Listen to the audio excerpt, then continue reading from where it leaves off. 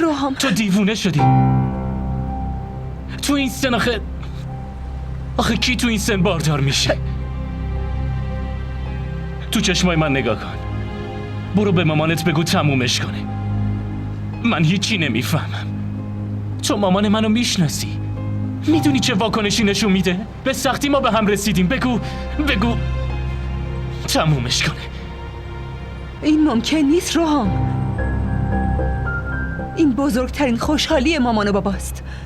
اونا دارن صاحب پسر میشن.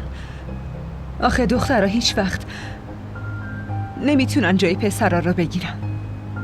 اونا نمیتونن تمام عمر پیش خانواده باشن. بزرگترین اتفاق زندگیشون پسر داشتنه.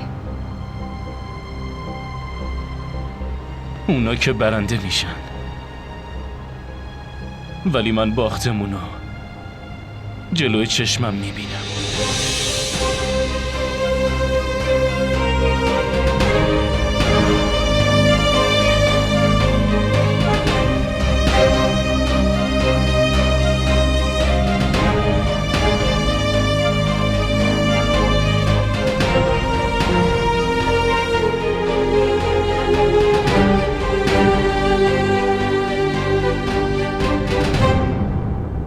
معلومه که این میشد مامان.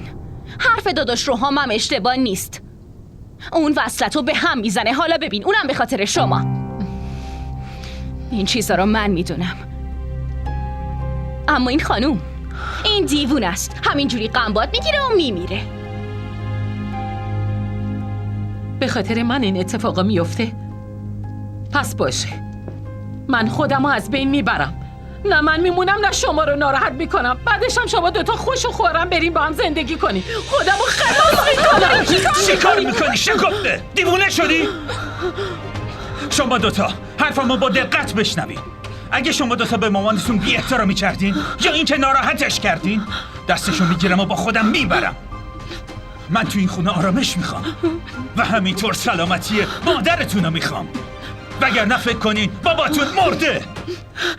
دخترم چتون شده ابرار؟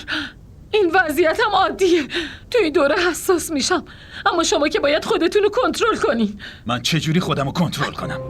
این دخترها به فکر هیچی نیستن، فقط به فکر ازدواجشونن. زنداداش بتولو که خوب میشناسین، اون اگه چیزی بفهمه.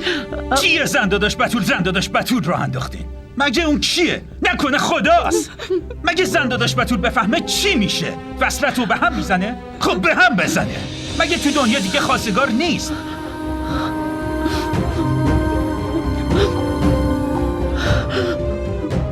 به هر شکلی که شده من این بچه رو زنده ازت میخوام. هر طور که شده میخوام.